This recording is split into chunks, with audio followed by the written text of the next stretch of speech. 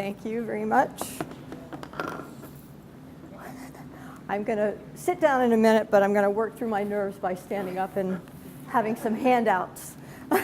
Teachers always have to have handouts. I want to thank, is Jolynn Walker here by chance? I don't see her. I want to thank Jolynn Walker. If anyone sees her later, just thank her because she was my inspiration on the story that she told about her husband to give this a shot. The title of my story is Finders Keepers, and the subtitle is Lost and Found and Lost Again. And I want to tell you about my father, a UFO investigator from a small town in North Carolina. My button says my dad is an alien. He passed away a number of years ago, and when my husband, who, Randy, is there wearing the alien suspenders in solidarity.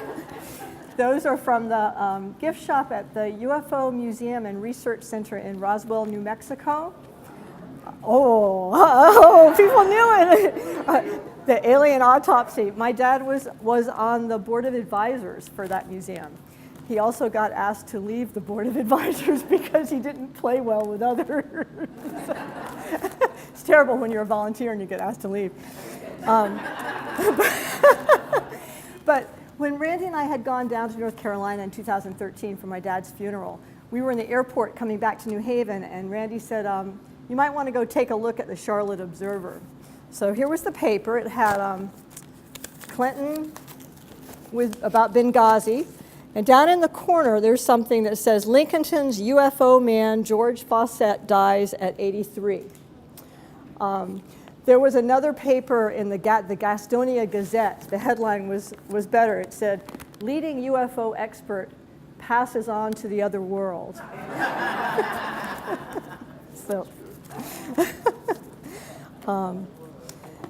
So I am going to tell you a story about my dad. My husband, Randy, asked me when I was working on this really hard over the last few weeks. He said, is the story about him or about you?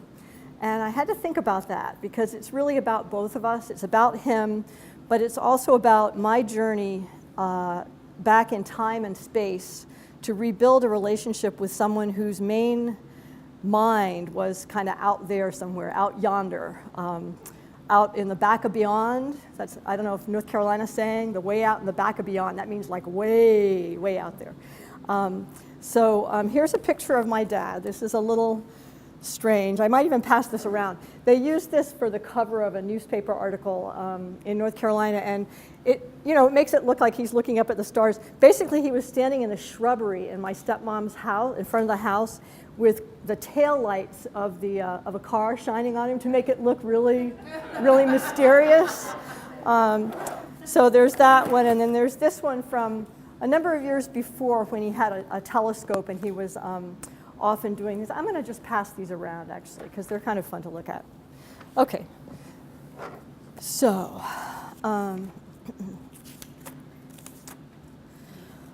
all right, to set the stage, my dad he was born in 1929 in Mount Airy, North Carolina, which was the hometown of Andy Griffith. And it was the basis of the program Mayberry RFD. Andy Griffith wanted to make a TV show about his hometown. He didn't want to call it Mount Airy, so he called it Mayberry. So this is just to tell you what a small town in the South my dad was from. He had an identical twin brother who had very different interests. He was a bank teller. My father, when he was a young kid, he was a World War II buff. He was really following the forces in the World War.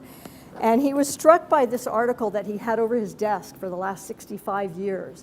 In Associated Press, 1944, silver balls floating in the sky, Foo Fighters, they were called. You know, there's a band called the Foo Fighters?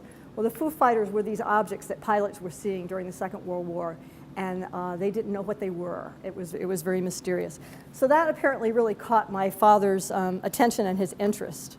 I'll pass this around too. What the heck? He saw what he thought were two UFOs in his life, one when he was in college in Virginia in his 20s, and then he was in the Army, and when he was marching, he had to go back and forth across the Panama Canal. He saw something else there. He was always a mystery to me, my father. He worked in the YMCA. He ran summer day camps, and he taught kids to swim. He was a very religious man, and he really believed in the YMCA and its mission, the mind, body, spirit in balance. But he worked 7 days a week. He had a fairly low-level job, so we hardly ever saw him. And frankly, when we saw him, he really wasn't there, if you know what I mean. He really wasn't there. His mind was up in the stars somewhere. But at the beginning, when I was little, this is chapter 1.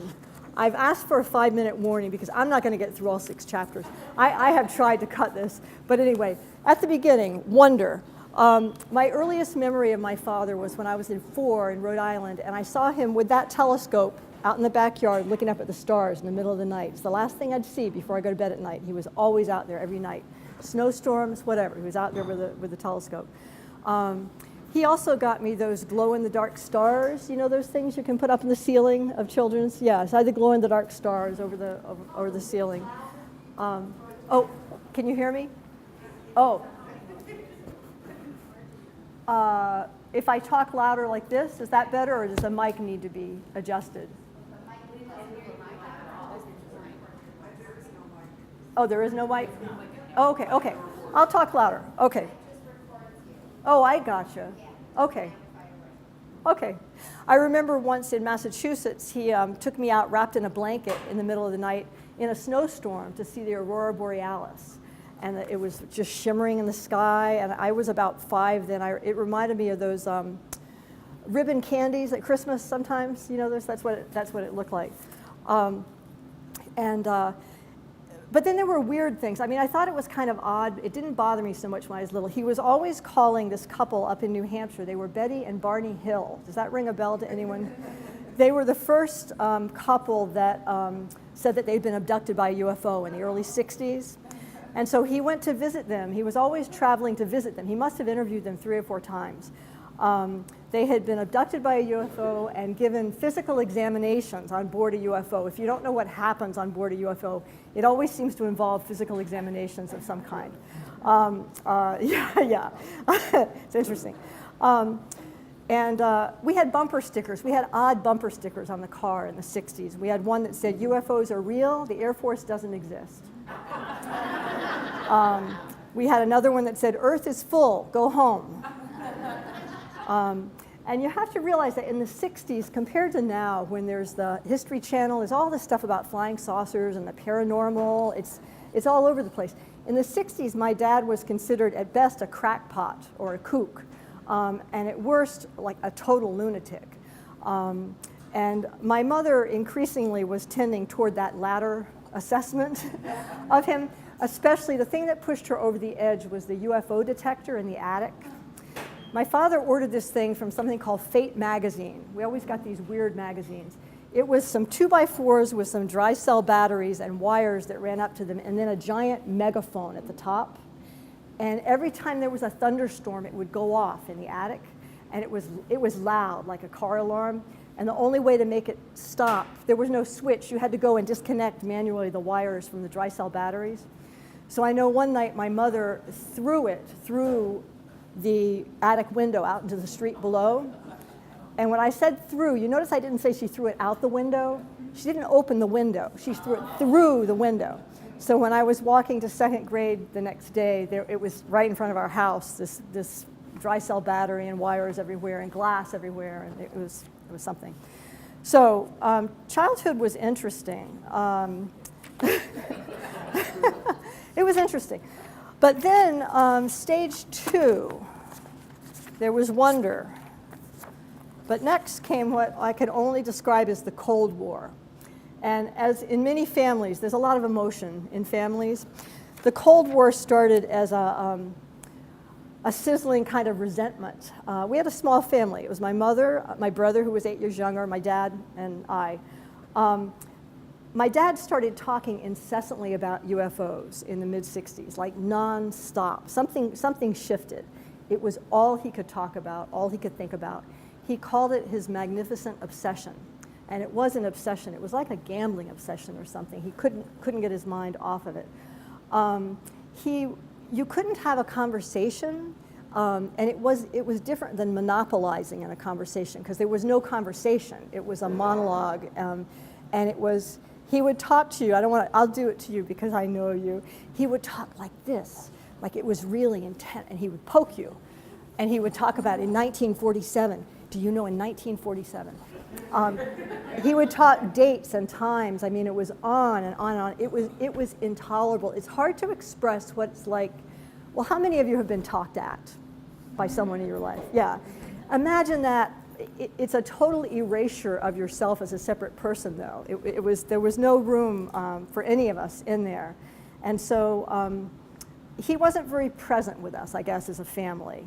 And the simmering resentment evolved into anger and rage at him among all three of us in the family. And in my case, rage at the UFOs themselves, whether or not they existed. I didn't give a damn if they existed or not. I despised them because they took my father away from me. So I hated them. So the Cold War culminated in several things. It culminated in, I know it was several things that culminated in, yes. My mother divorced my father. My brother, for 20 years, didn't speak to my father. My dad got fired from his last 2 YMCA jobs because he was spending so much time doing UFO stuff with civic organizations around town. It became problematic on work time. And then I was away at college, and I stopped returning any of his phone calls. I just cut contact completely for about 4 years. No phone calls. I didn't read his letters. I went up in the attic last night. I have a file, and I had saved some of his letters. The letters, all they were recounting UFO sightings. And he had a little typewriter, and they were very tightly. It's all dates, locations, sites, who saw it, and then drawings of what had been seen. Now, okay. And it's very interesting. If you first meet my dad, people found him charming and interesting, but to live with this day in and day out, and to try to have some kind of a relationship was very difficult. So I ended up not opening his letters. In fact, I burned a lot of his letters just because it was satisfying somehow. I'm embarrassed to say. Okay, so after the Cold War, second thoughts. All right, I'm in my early 20s, second thoughts. A couple of things got me thinking that maybe I should try again with my father. Everyone else had given up on him, except, believe it or not, my mother's name was Shirley. He met another woman named Shirley, who he married as his second wife, and she was really interested in flying saucers. And that relationship, it worked, it was great, but at one point she was so angry at him because he wouldn't stop talking. My stepmom was tough. She had a pistol, and she said she was going to shoot him. My brother was there. And she said, if you don't stop talking, I'm going to shoot you. And he could not stop talking. But in 1927, in Spain, and she said, George, do you hear me? I'm going to shoot you if you don't stop talking. My brother said she shot over his head. It went as a warning shot. And then she said, my brother said for the first time he stopped talking. So second thoughts. How am I on timing? Okay, oh good, 10 minutes, okay. Okay, second thoughts, a couple things. I was seeing a counselor. After my parents got divorced, it was really hard on me, and I was seeing a counselor who suggested to me that I might want to try to reconcile with my father. And I said, why, in God's name, would I want to do that? I said, first of all, it's hopeless anyway. Second of all, if I did, and by some miracle we had a relationship, people die, I'll lose him again anyway. Why don't I just let him stay lost? Because he's always been lost. And the counselor kind of backed off and said, well, you just might have regrets someday, that's all. You might have regrets. So I was thinking of that, and then I had dated someone for a little while who was a minister, actually, whose parents had died in their 40s. And this man was so bitter about his parents, because he had a lot of issues with them and had never had a chance to resolve them. He was consumed by anger and bitterness toward his both dead parents. And I thought, ooh, I have that feeling inside me. I know I have it. And then the third thing was this guy over here with the alien suspenders on. I was meeting him, and I had never thought I would ever get married. After my parents' marriage, I thought, God, that's a horrible idea. But I thought, because of Randy and his young daughter, who was 3.5 at the time, that it might be a good idea to try to work out my stuff about my dad so that I could be a good partner in life with someone. So that was a major, major motivator. It took a lot, I have to tell you, to go back to North Carolina after 5 years. Okay, so, okay, I'll skip that. I decided I had to do some homework. I hadn't talked to my dad in 5 years, hadn't seen him. Had to do some kind of homework so I could practice, because my goal was to have a conversation with him.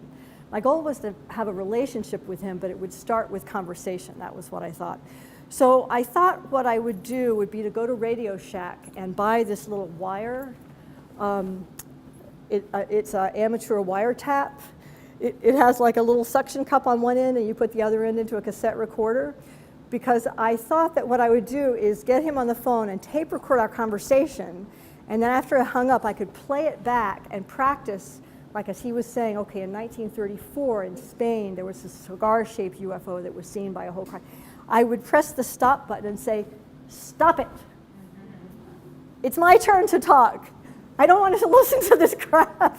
I hate flying saucers. I figured that, that would be a way to practice. I had to do some kind of practice. But you have to think for a second of, imagine you're trying to build some trust with someone who is a conspiracy theorist. There's one thing about wiretaps. In order for them to be sold legally, they have to emit a beeping sound every 30 seconds so that the other party will know they're being taped. So I got my father on the phone, and we're talking, and I can hear this little beep. And I was only hoping, he had one really bad ear from the Army. He had blown out an eardrum, so I was hoping he wouldn't hear it. And he was giving me good stuff. I mean, he was talking about UFOs. I was like, oh, I can't wait. I'm going to be able to really practice with this tape. Beep, beep. And he said, what's that sound? And I was like, what sound? He said, that beeping sound. I said, oh, maybe it's a UFO. He said, no, no, no. What is that sound? Beep. He said, I think there's a tap on the line. And he said, I've had this problem before with the Air Force and with the FBI. And he said, I don't want to be on this line. We can hang up and just talk another time. And I said, really? He said, I'm hanging up now. The line is being tapped. Call me another time. So that was interesting. But I had what I needed. I had a tape. I had a good 30 minutes of tape to practice with. And then the next thing that I wanted to practice before I went down there was to practice forgiveness. So I took a meditation class at my church, and it was based on a book called Healing Anger by the Dalai Lama. And they had these meditations to do to practice forgiveness for someone that you held a great deal of anger for in your life. And so what the meditation teacher did, and I kind of rolled my eyes at this, she led a guided meditation. And you're supposed to close your eyes, and she said, you're in the deep forest, you're lost in a forest. There's an old man, like a spirit, like a Yoda-type wise man in the forest, and he has a gift for you, and that's going to help you. It's going to give you the key to something that will help you forgive this person. And I was like, oh, jeez. But okay, I was desperate. So I was, okay, I'll do my best. I focused on this. I imagined this little Yoda-like gnome coming toward me, and he put something in my hand. I felt him drop something in my hand, and it was kind of cold. It was cold. And I looked at it, and I had goosebumps. This is in the imagination, of course, goosebumps. It was a bullet. It was a bullet. My father's father had committed suicide when my father was 16, the day after Christmas, 1946. It was a family story that wasn't talked about much, but it had been devastating for my father and for his twin brother and their mom. The article about the Foo Fighters was December 1944. My father's suicide was in 1945. And so what that began to make me think of was just what a hole that had left in his life. Because he became more and more obsessed as he grew up, became a young man and then older with the UFOs. So that bullet really did give me a jolt of potential empathy and openness for my dad.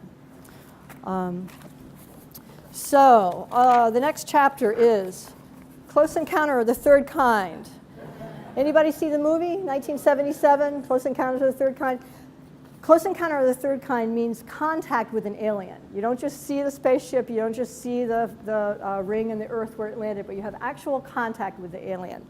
That was going to be my next step of progress with my dad, was actual contact. So I went down and I tried to practice what I had practiced. I tried to apply what I practiced. So we're in the car together and he's talking and all the dates and everything. I would wave my hand and say, "It's my turn." And he just would kind of look at me and continue talking. And so I tried, that didn't go over very well. And then I tried something, I participated in a peer counseling that involved timing conversations, and you would share time. So I took an egg timer and I said, okay, we're gonna have a conversation, and that means you can talk for 5 minutes and then I'll talk for 5 minutes. And I set the egg timer. He did not like that at all, at all. And also, he just didn't understand it. He said, but why don't you want to hear what I have to say? Okay. So anyway, this period, close encounter of the third kind, this period went on for about 20 years, actually, from when I was 30 to when I was 50, with this same kind of trying to, and with a lot of headway, except he never once asked me anything about myself. Never once, one follow-up question or anything, not once. But he did say to me, he said, you keep coming down here, and he said, I feel like you want something from me and I don't know what it is. And I didn't quite know what it was either, except I wanted to have a relationship with my father. I wanted a father. But then that's again where Randy comes in, with Campbell, his 3.5-year-old daughter. What I realized when I saw how Randy related to Campbell, the first time I met them, Campbell was 3.5. They were sitting in my church where Randy was the caretaker.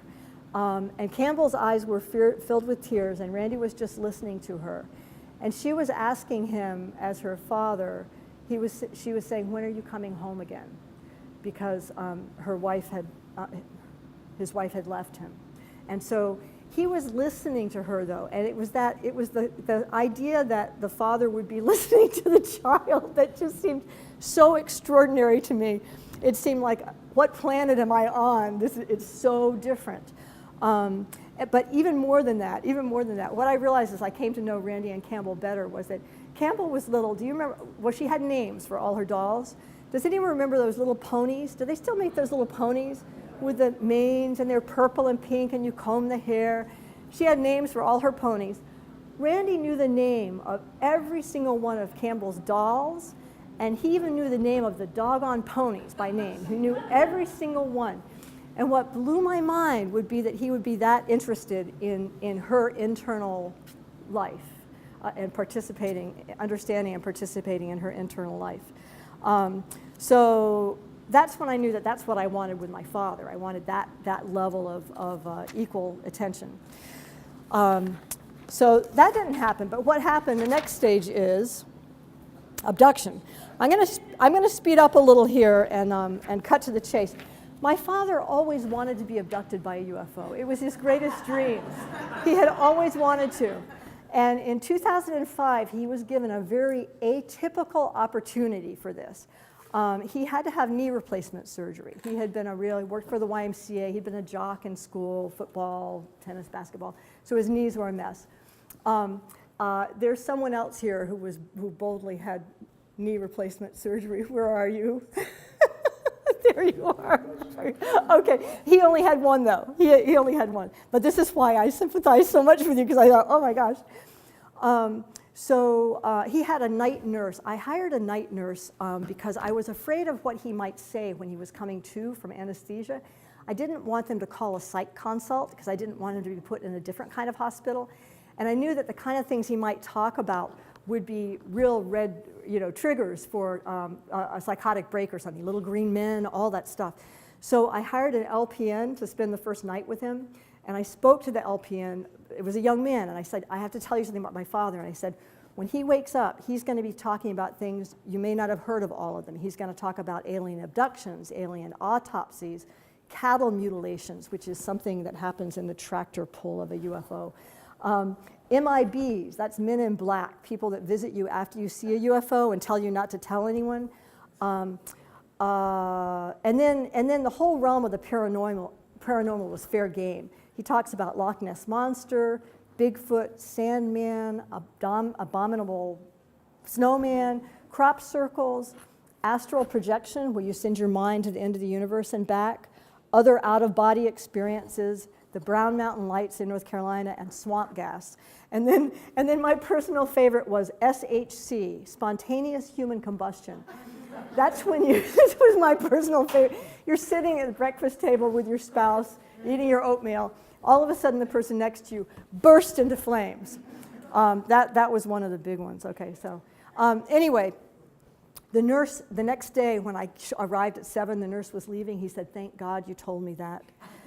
He said, "I heard things." He said, "That was the tip of the iceberg." He said, "I heard the weirdest things I've ever heard in my life. I would certainly have called a psych consult."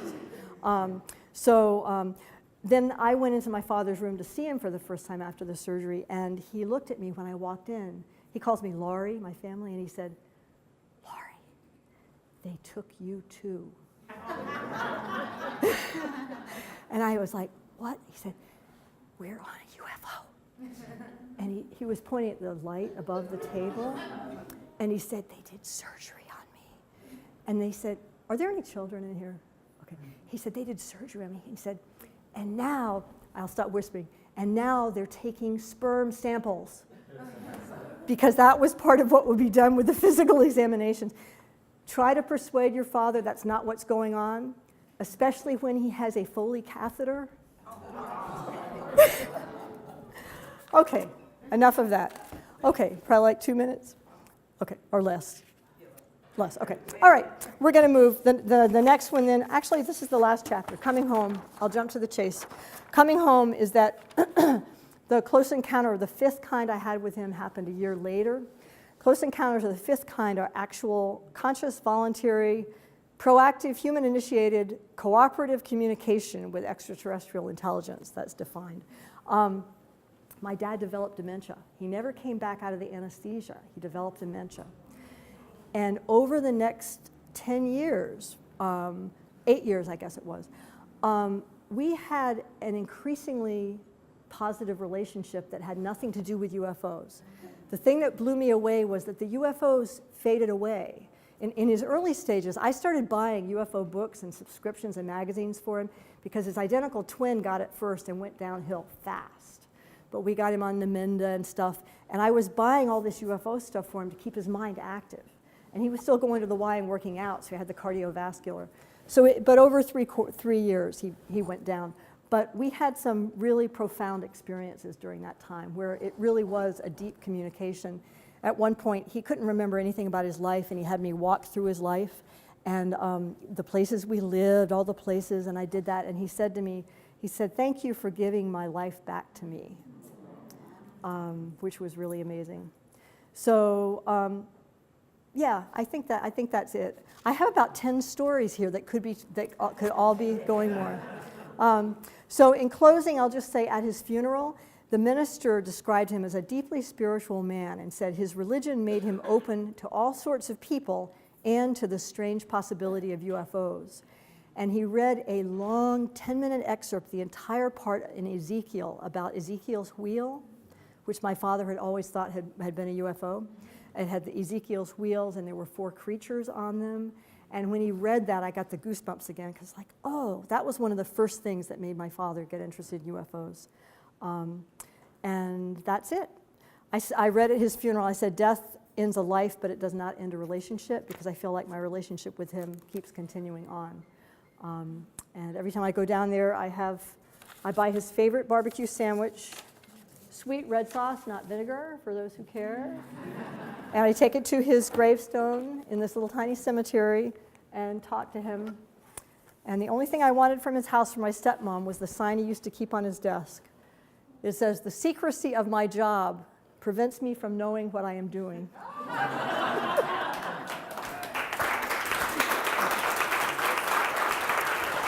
you very much. Okay.